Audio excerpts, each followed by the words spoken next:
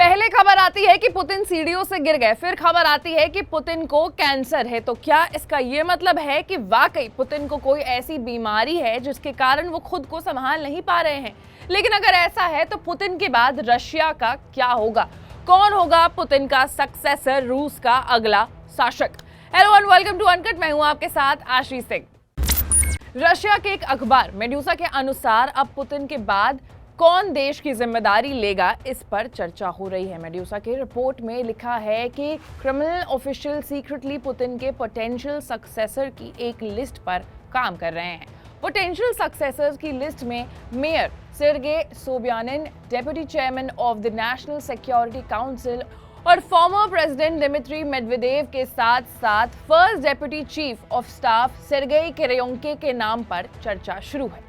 रूस में लोगों को पता है कि पुतिन को रास्ते से हटाने के लिए उनकी बीमारी को ही एक वजह बनाया जा सकता है। इसके अलावा और कोई दूसरा रास्ता यानी कि कोई दूसरा ऑप्शन नहीं है। अब जिन लोगों के नाम मैंने आपको बताया वो कौन है वो भी बताती हूँ। सबसे पहले नाम आता है मेयर सेर्गेई सोबियानिन का। Mayor Sergei Sobyanin is serving as third mayor of Moscow और ये पहले गवर्नर ऑफ टाइम ओब्लास्ट के तौर पर भी सर्व कर चुके हैं।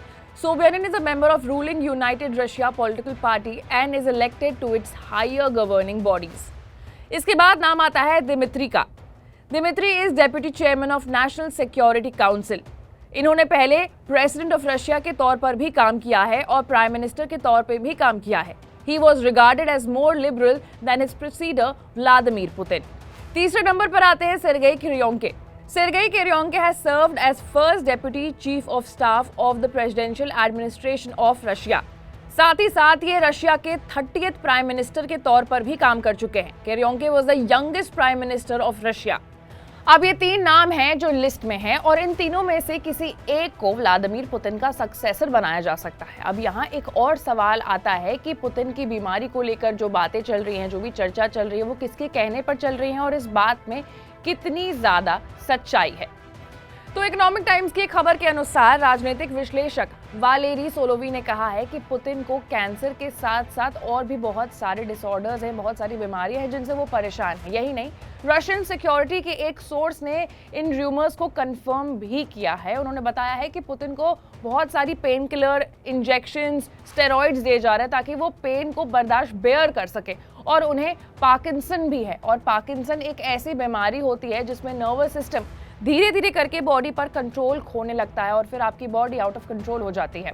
तो हो सकता है कि इसी बीमारी के चलते पुतिन अपना बैलेंस खोने के कारण स्टेयर्स पर से फिसल गए थे।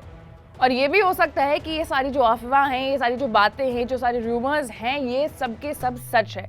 अब आगे क्या होगा वो तो समय ही बताएगा, लेकिन अनकट के ऑडियंस को खबर सबसे पहले मिलेगी। लेकिन उसके लिए आपको अनकट को लाइक, सब्सक्राइब और शेयर करना होगा। मैं थी आपके साथ आशीष सिंह।